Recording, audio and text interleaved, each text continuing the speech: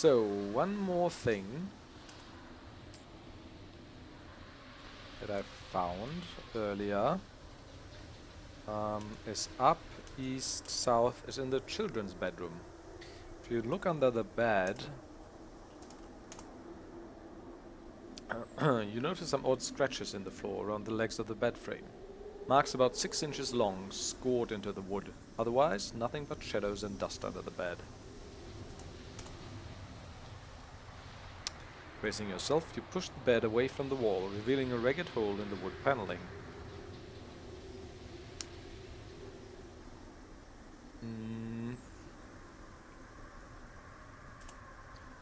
It's about 6 inches wide and looks like it was made by someone breaking in the wall with a hammer and pulling chunks of paneling out with their bare hands.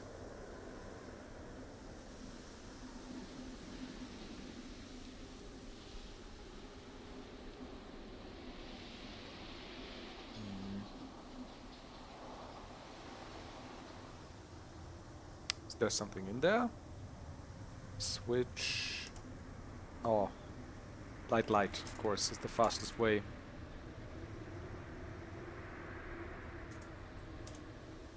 Look inside hole. The ragged hole is a bundle of soggy pages, so just looking at it isn't enough. Take pages. Your score is just gone up by 2 points. You pick up the bundle of soggy pages. And remember, I don't think we got any points for the newspaper clippings or the scenes, but for this one we did. So it appears to have been someone's diary. There must have been a leak at some time behind the wall where it was hidden, because most of the pages are waterlogged and completely legible. However, portions of a few entries remain untouched.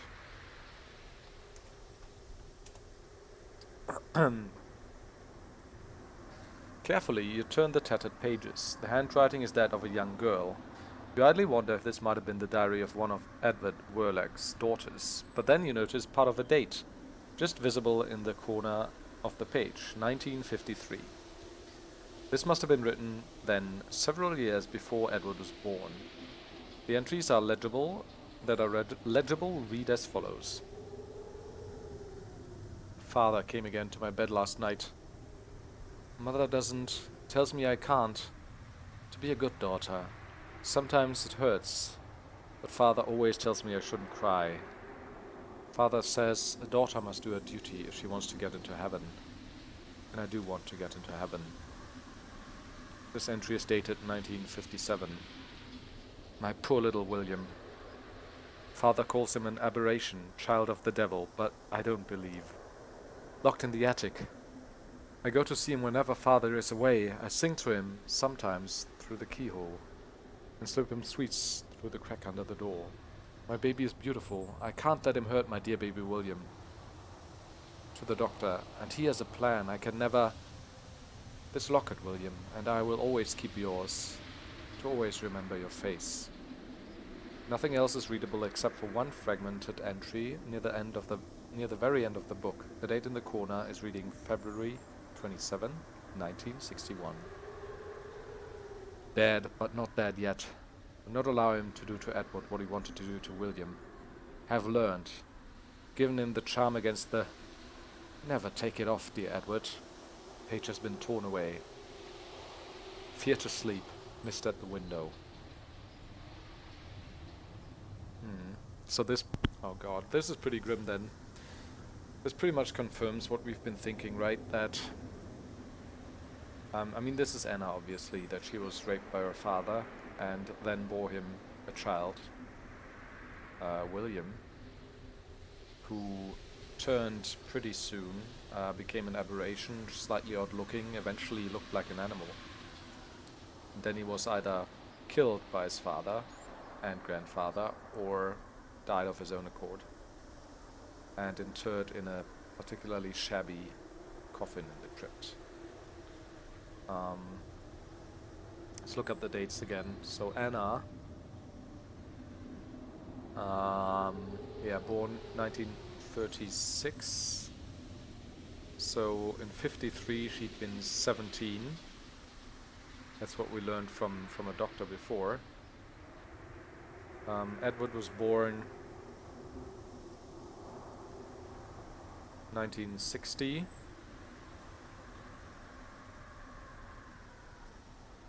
So when she was 24, and William was born 1952 or 54.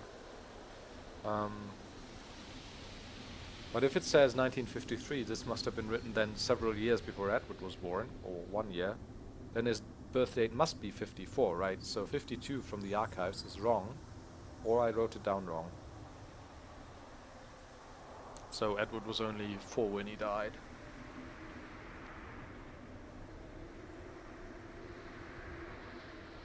Father tells me I shouldn't cry. God, this is horrible. Daughter must do her duty if she wants to get into heaven. The mindfuck going on with this. Poor children, eh?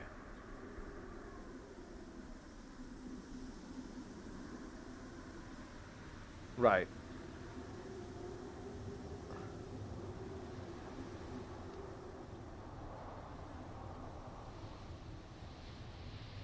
It says, though, not dead yet. Will not allow him to do to Edward what he wanted to do to William. So this indicates that Edward is also the result of a rape, right? It is also Anna's and her father's child. But she says she's learned, so Edward hasn't turned like William has, because they had a charm that he was never supposed to take off, and that might have been the amulet. That might be the amulet that we're carrying.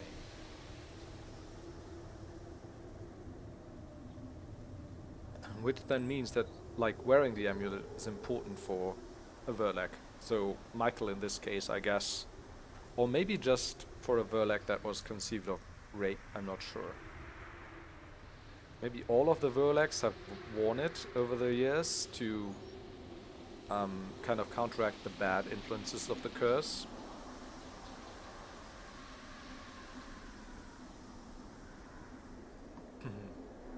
Locked him in the attic, though.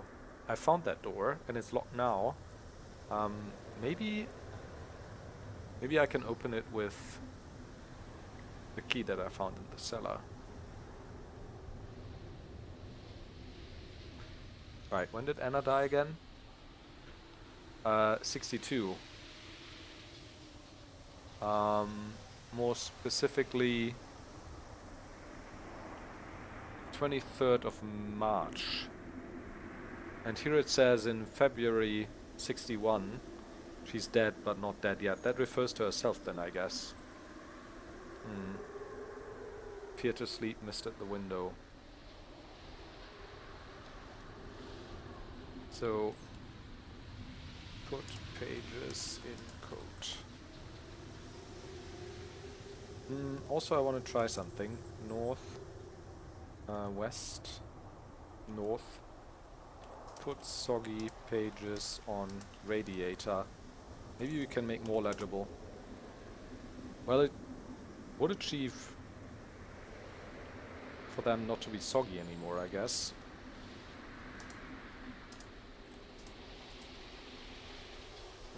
Put soggy pages in pocket itself. Oh, I'm covered in grimy ash. So I guess we'll take a bath again, right? Undress. West. Take bath.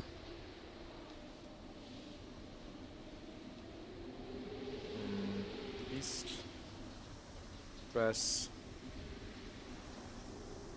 What?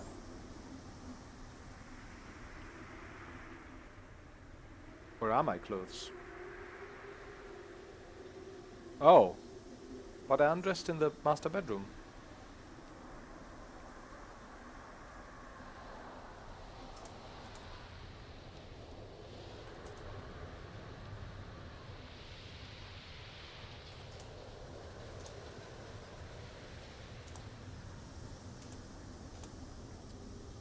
What? East, south. Okay.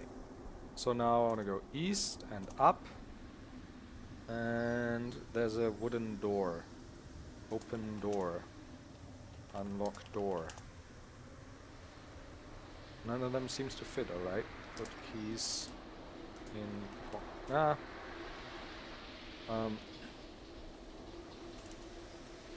X door.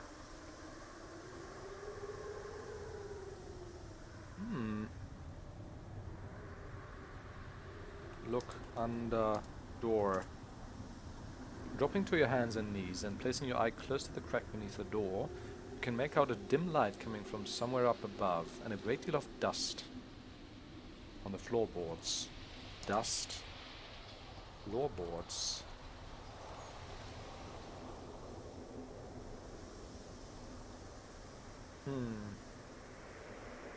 Clean floor.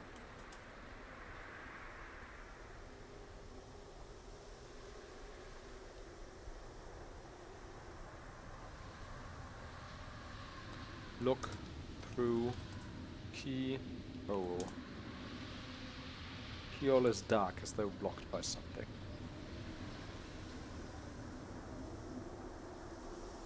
Put finger in keyhole. Oh, your finger, though small, won't quite fit into the keyhole. Do we have anything that we can push out the... I mean, the oldest trick in the book, of course, is putting like a newspaper under the crack in the door, then pushing out the key so it drops, and then pulling it through the door, right? Do we need to do that? I mean, we don't have a newspaper yet, or something that we could put it on. We have newspaper cuttings, but I don't think they're enough. I know where one is, though. That was the one other thing that I found when playing earlier. Animal skull, an amulet, a family album, a strange black disc, a jewelry box, silver locket, a towel, your wedding ring, strange metal flute. Maybe with a flute I could push it out. A box of matches, or with a match.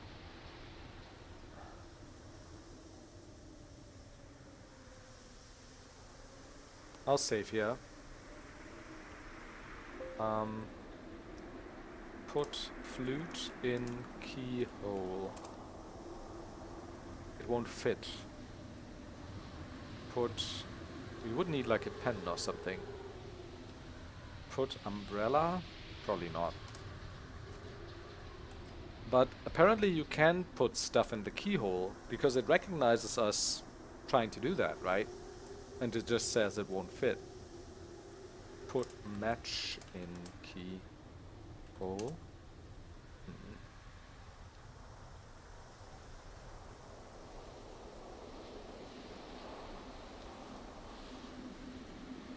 I mean, the broom won't fit, of course.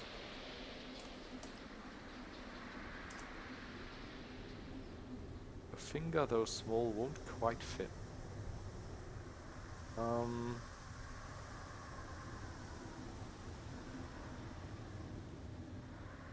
The flute is the closest thing I could think of.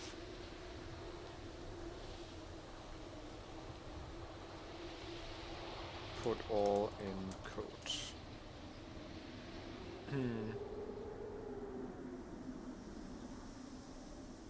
Anything we could do under the door still? No.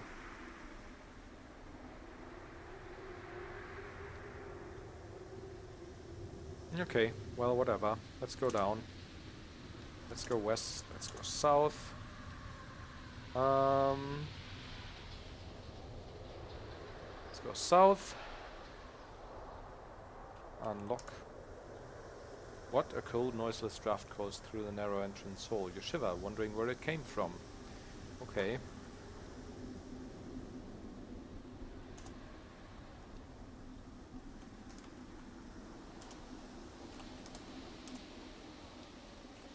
Key in pocket. Then we'll go southeast, I think. Northeast. North. West. We're at the town square. And there's a damp newspaper lying in the curb, fluttering slightly in the wind. it's the Weekly Arkham Herald. Anchorhead apparently is not large enough to warrant its own newspaper.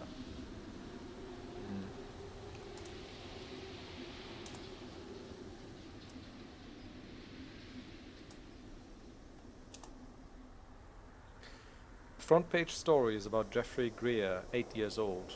Aha! Ah! Who was abducted from his home at 11 Milltown Road. That's the woman we can speak to. But so far we didn't have any topics to speak about. But this will be something, I'm sure. Little Jeffrey is the latest victim in a series of abductions that stretches back for years. One every 6 months or so. Yeah, we noticed that before, remember? Little children missing for the last few decades at least. And that authorities believe is the work of a single perpetrator. Local police had hoped to prove that Edward Verlac had been behind the kidnappings, but were unable to obtain a confession or any hard proof. Edward Verlac was convicted of murdering his wife and 2 daughters, one of whom was 15 months old, in January of this year. He was found not guilty by reason of insanity and incarcerated in Denver's asylum, where he remained until committing suicide last March. Yeah, we learned that from Chuck, the perf, who's the guard there, right? This latest kidnapping, occurring after Edward's death, seems to have cleared up any lingering suspicions that he might have been the culprit. Well, might just be someone who's continuing the quote-unquote tradition or something, right? Anyone possessing information regarding the whereabouts of Jeffrey Greer is strongly urged to speak to the authorities as soon as possible. Okay, let's put that in our little document here. So we do have Daryl Beasley, a boy who disappeared in 1959, aged 9. We do have Christopher Tilworth, a boy who disappeared in 1973, along with 4 others, and we do have Tara Luffington, a girl who disappeared in 1982, aged 6. And now we have Jeffrey Greer. Oh, wrong. Jeffrey Greer. Boy who disappeared in 1997, aged 8. So it's always children under 10, it seems.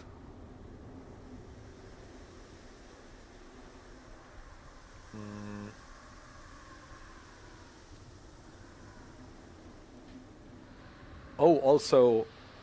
Oh my god. You guys. Wow. Wow. Are you thinking what I'm thinking? Are you thinking what I'm thinking? Alright. Get ready for this. So, the story is about Jeffrey Greer, 8 years old, who was abducted from his home at 11 Milltown Road last night. We were here last night, right? We arrived yesterday and spent our first night here. And we had a very, very troubling dream this night. So, 2 possibilities. Either it was us, or what I think is more likely is it was Michael. Right? Because Michael's the next in line who's going to be affected by the Verlac curse. Boys and girls have been missing or gone missing for decades, possibly centuries, in Anchorhead, and it's very likely that the Verlac curse or the Verlac family is connected to this. And since Edward's dead now, and they thought he was behind it, it can't be Edward now, so it would make sense that it's the next in line who carries the Verlac curse, right? So it must have been Michael. Oh my god, I'm married to a murderer. I mean, obviously this is the first abduction as well that happened since Edward Verlac's death in March. Because they said only now they're sure that it can't be Edward Verlac, because before they thought it was him, and with this abduction, they know it must have been someone else. And this abduction happened while we were here, while Michael was here. So yeah, it was Michael, 100%. Holy crap. So no, I don't feel so bad for taking his faculty card, and also not wearing our red wedding ring right now.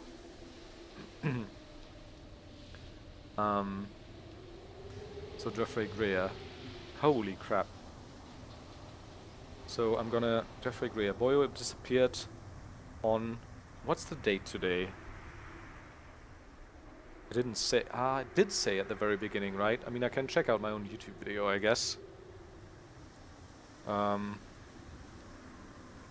Right.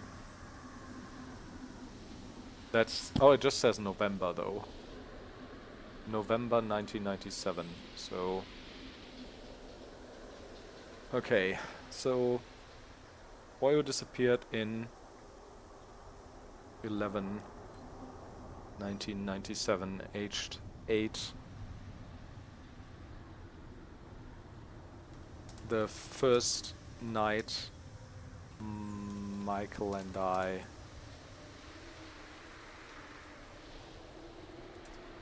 were in Anchorhead.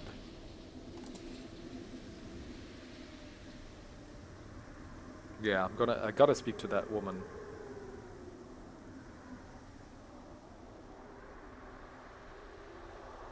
I can also speak to Chuck again about the boy, possibly.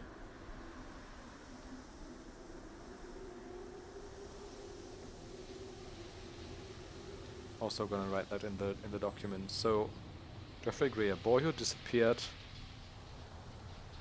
from number 11 Milltown Road in November 97.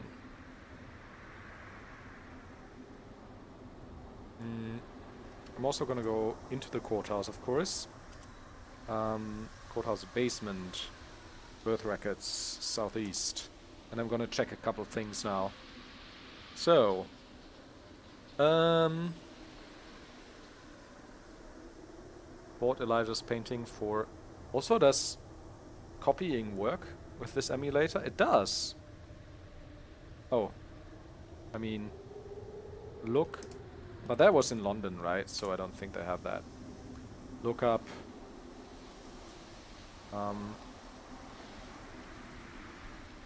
Howard Biedermeier. I mean, he was a copier, right? So they should have him. Don't? That's weird. Look up Howard. Look up Biedermeier. Maybe I spelled that wrong. Or maybe it just... They forgot to program in the less important characters. Let's try Timothy Rebus, though. I mean, that's the doctor here, right? Oh. Look up... Look up Rebus. They don't just have Verlax, right? That'd be weird. Look up Daryl Beasley.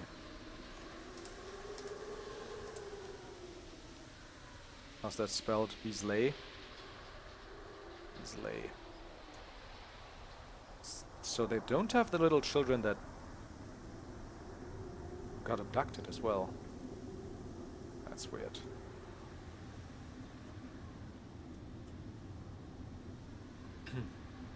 That is weird. Tara Luffington. Probably not, right?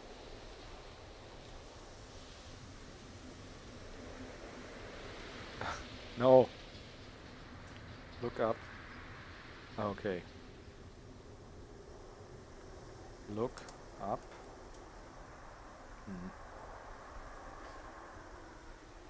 So Jeffrey Greer, probably not as well, right? Aha! They have him. Interesting. August 4th, 1989. That's just 1 year away from me. Alright, so Jeffrey Greer.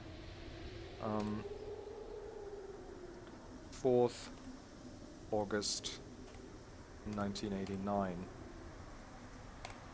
Until we don't know. 1997 possibly.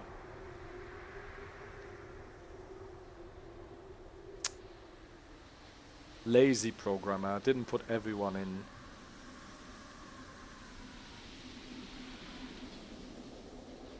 Look up.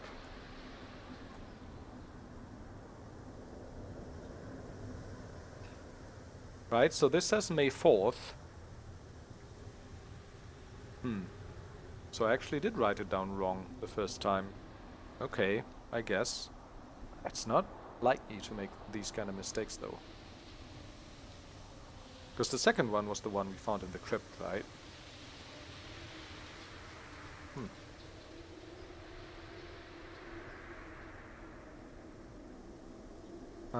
Look up William.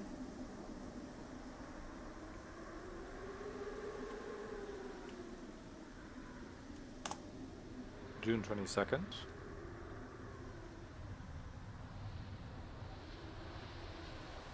(1954). So I also made a mistake first time? Or are these the ones that I took from the tomb, the first ones?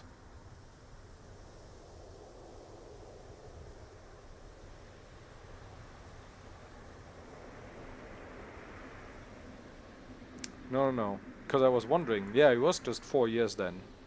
I made a lot of mistakes then. That's not like me. Weird. There's something going on here. And lastly, Anna Verlac.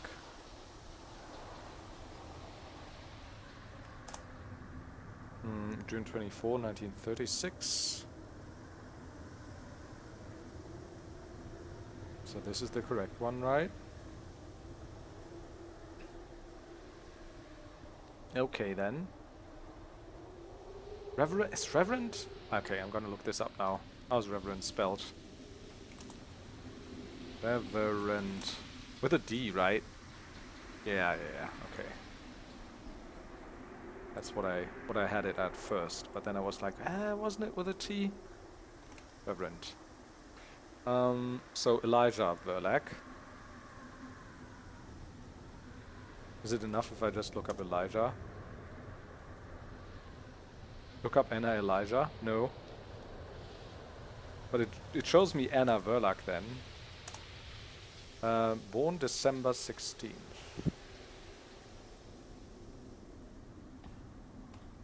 1802. Mordecai.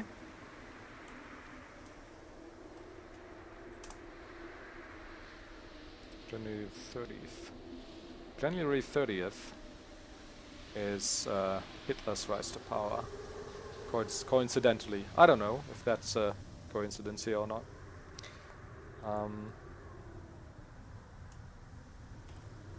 30th.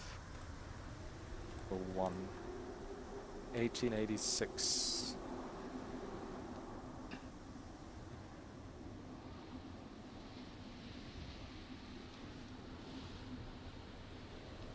Elijah's grandson.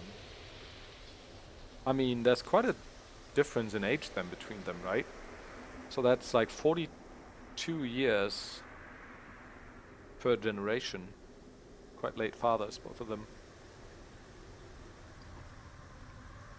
Like Elijah and then Mordecai's dad. Or mother, I don't know.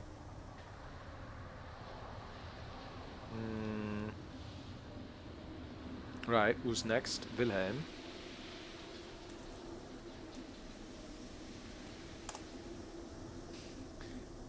March 11.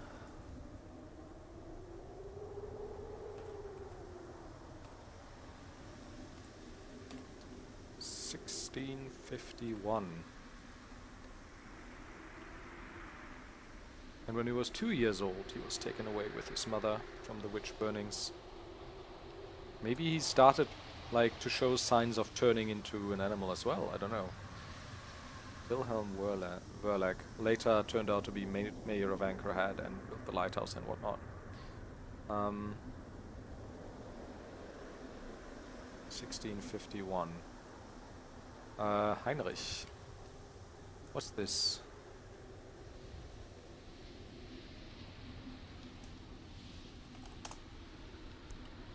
October 18th.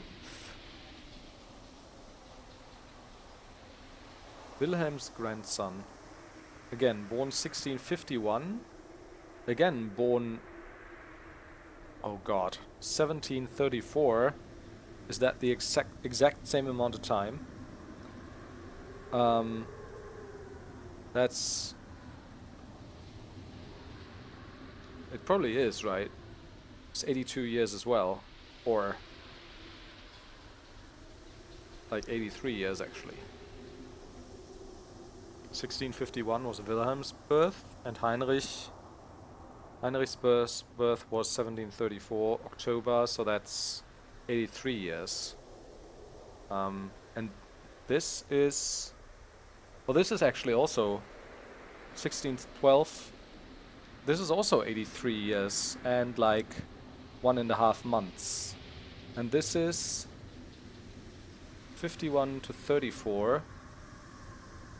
That's also 83 years, but not 1.5 months, but like March to October is like 7 months. But it's both like 83 years, which is presumably when the grandfather died, right? They got to 83 years old, 83 years of age, and then died exactly when their grandson was born, and passed on the curse to them. I'm kind of disappointed now that it's not the exact same number of days, though. Or did I write down something?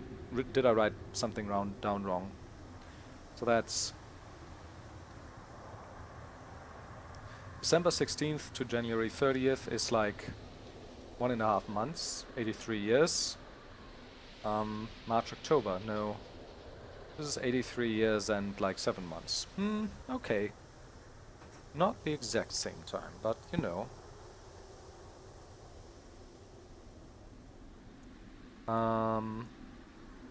Where was I? So, Heinrich. So that's 1810, 1734.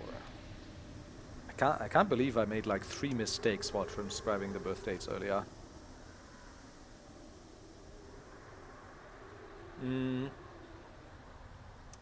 Okay, Eustacia.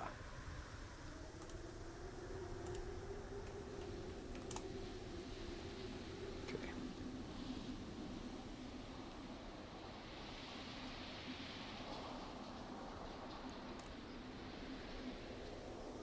(22nd, 11).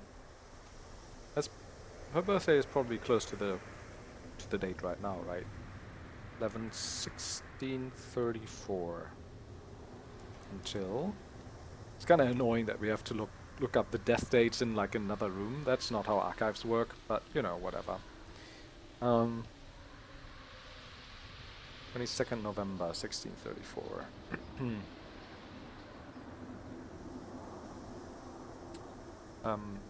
Croesus might not be in here because he immigrated. He wasn't born here, right?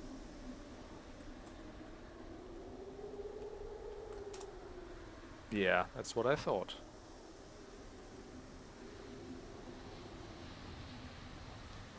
Huh. Should we look up Chuck? Yeah. So it did have Geoffrey Greer, but not the other kids who vanished. But I guess that's just laziness by the author, right? I don't think there's significance in that. Christopher Tilworth, Tara Luffington, Daryl Beasley. I mean, I'm kind of disappointed that Timothy Rebus isn't in here, the doctor, and also the police officer. Alistair Crowley was probably from London, so that makes sense, but still. Okay.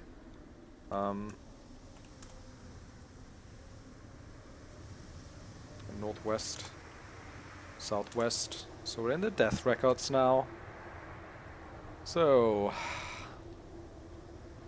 I mean, look up Tara Luffington. Yeah. Okay. I'm not gonna look up all these guys then, just the ones that I know are in here. Like, Jeffrey Greer probably isn't in there though, right? Because he's not confirmed dead. The boy isn't dead yet. The fear is that he might be by the time anyone finds him. Yeah, okay. So Elijah.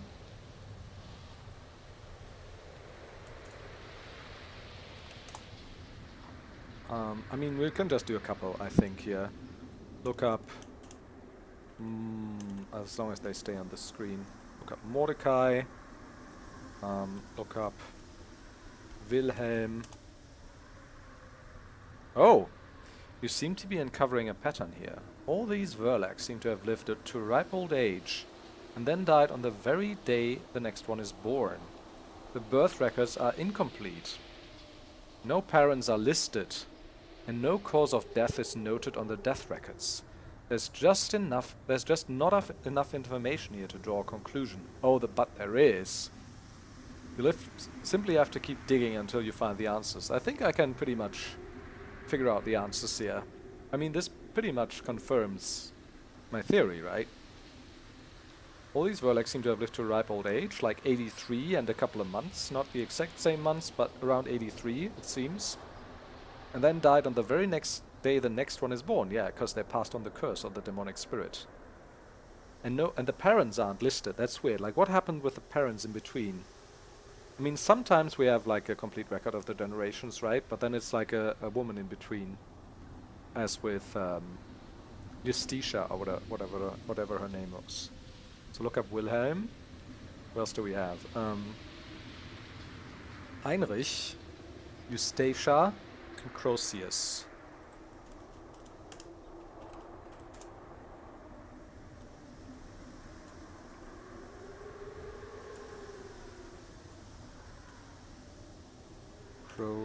I mean, he died here, so he should be in here.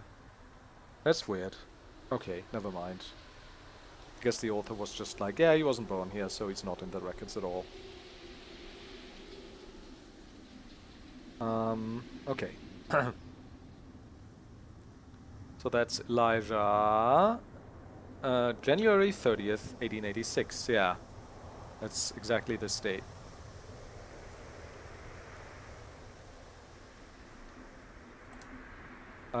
And then we have Mordecai is April 26th. That's Edward's birthday.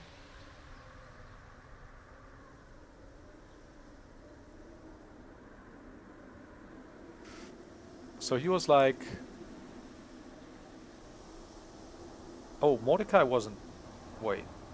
That's 14 plus 6... That's 74 years or so. Just. It's not 84 or 83. Interesting. So it's not always exactly the same age. It's not even always 83, it seems. So yeah, that's not as relevant as I thought it would be. The time of life. Wilhelm. October 18th, 1734. That's Heinrich's birthday.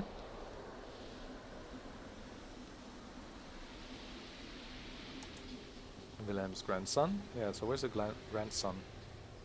Heinrich. December 16th, 1802.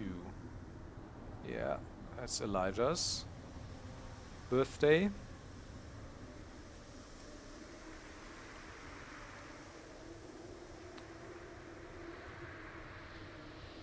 So Elijah is probably Heinrich's grandson, right?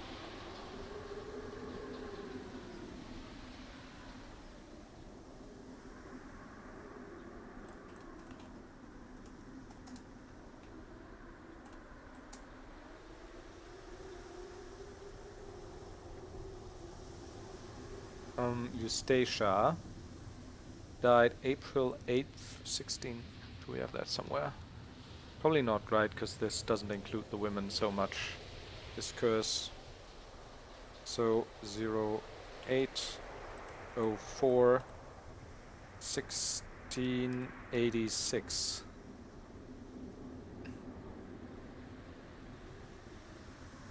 It's Wilhelm's mother, so there's actually not a grandmother relation for once. And Heinrich is her son, right? He was born quite late then, though. In 1734, if she's... No.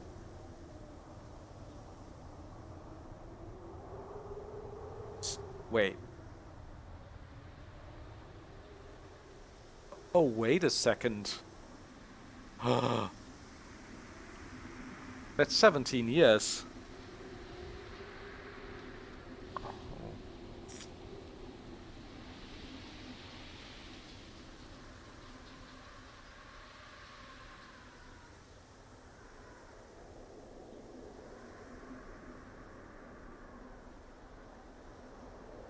Right? So assuming... So like Crozius is her father, right?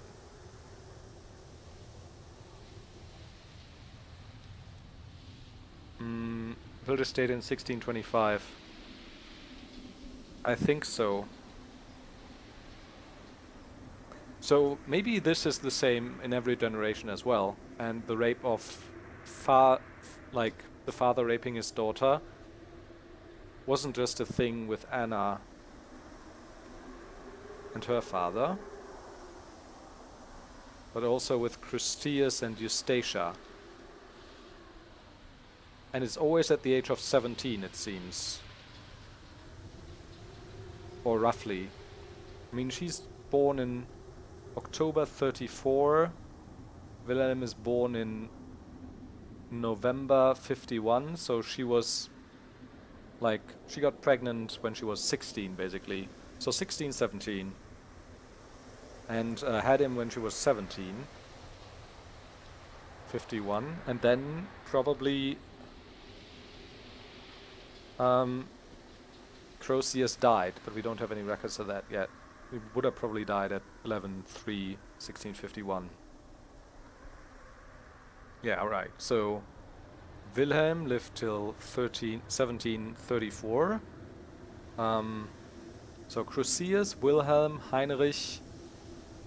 We actually have the complete list, right? Christius, Wilhelm, Heinrich, Elijah, Mordecai, Edward, and now Michael. Right? That's it.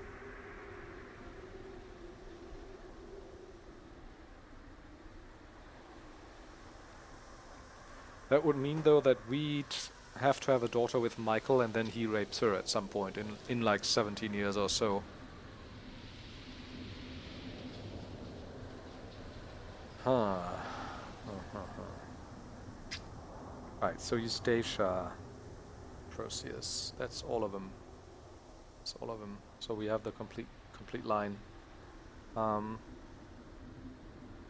We can actually reconstruct the entire family history pretty much now.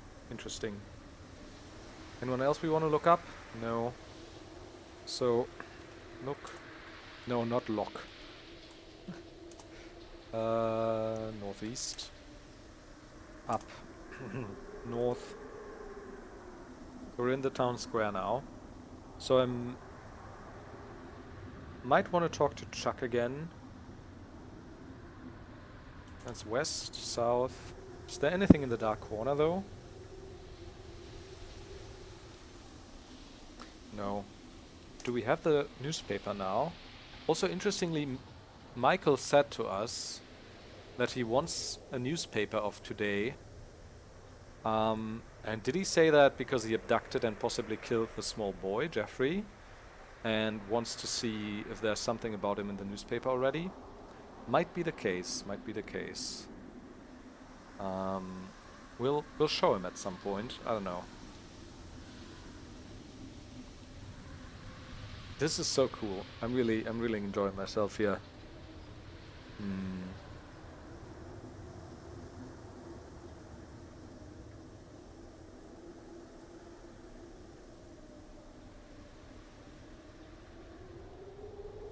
Oh, okay. Put all in pocket. South. Talk to or ask Chuck about Jeffrey. Wouldn't know. I mean, that's the boy that... Jeffrey. I spelled that right, yeah? Yeah. I mean, I can ask him about all the other old Verlags, but I don't think he would know. About Timothy Rebus.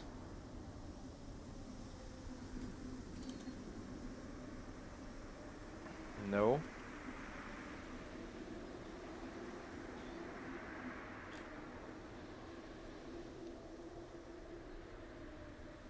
Okay, we'll leave. East Town Square. I can talk to the shopkeeper, and I should also probably talk to the doctor for sure. Let's go to the shopkeeper first. That's north, northwest, west, south.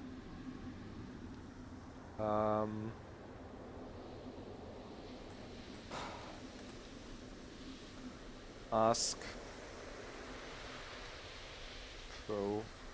proprietor about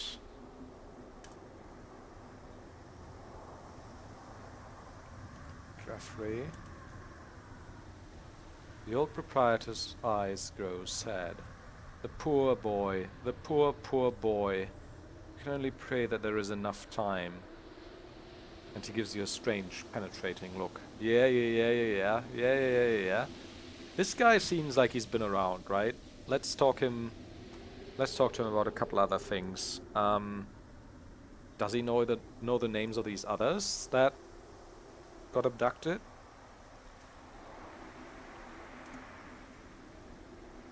No, probably not. Daryl Beasley. Maybe the cop? Howard?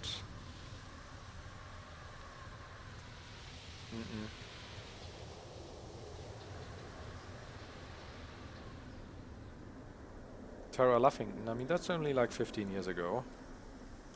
No.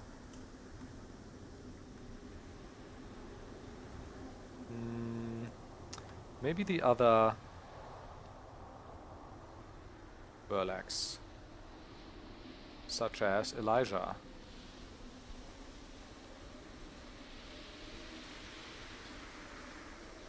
The proprietor takes a deep breath and pauses for a moment before replying. Now there, he says slowly, now there is a family from which no good ever came, nor will it ever. That's just what he says about all Verlax though, right?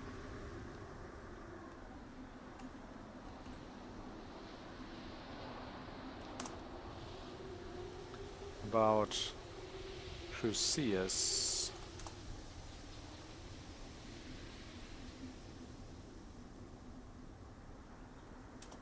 Now I'm thinking I might have spelled his name wrong. Croceus. Oh!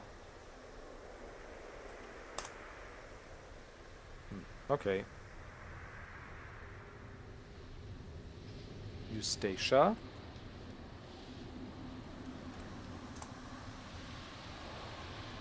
Yeah, okay. Does he know Chuck? I think I tried that before, right? Show him newspaper.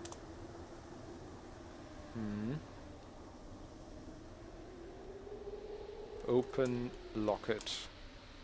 Show him locket. Close locket.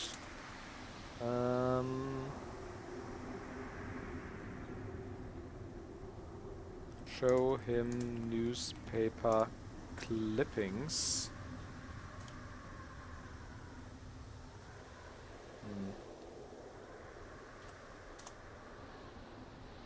Soggy pages. Oh, I don't have the clippings with me, of course. soggy pages. Yeah, that's probably it. Okay. Put all in code. Code. North, east, southwest. Okay, so I wanted to check out the uni library as well. So that's east, no, west. Northwest. West. North. Ring. Bell.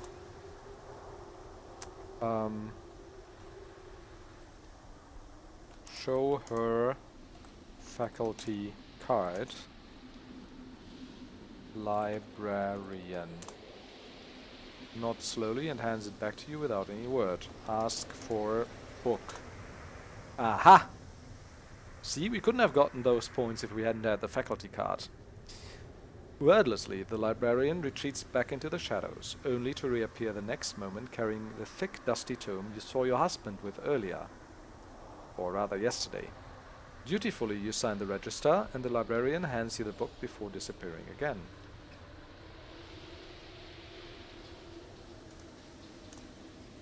It's an old medieval tome dated in the early 1300s. Or is that... No, that's the manual, right? Dusty tome. Read tome. Yeah, no, that's that. Read book.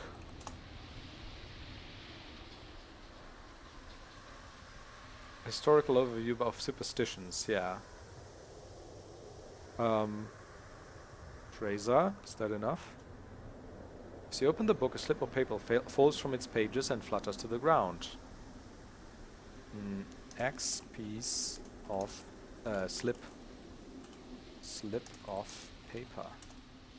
Someone was apparently using it as a bookmark. There's some writing on one side. Take. Read. It says, born, died, same date. Have to check records. The handwriting is unmistakably Michael's. Oh, so he was onto the same thing that we're onto. Except not as far as we were. Yeah. You know that, Michael. You've got nothing on us. But then he must know that he's probably... I mean, I don't know if he knows about the curse. So yeah, I still want to read Fraser. Oh god, okay, wait. I want to sit down somewhere. South.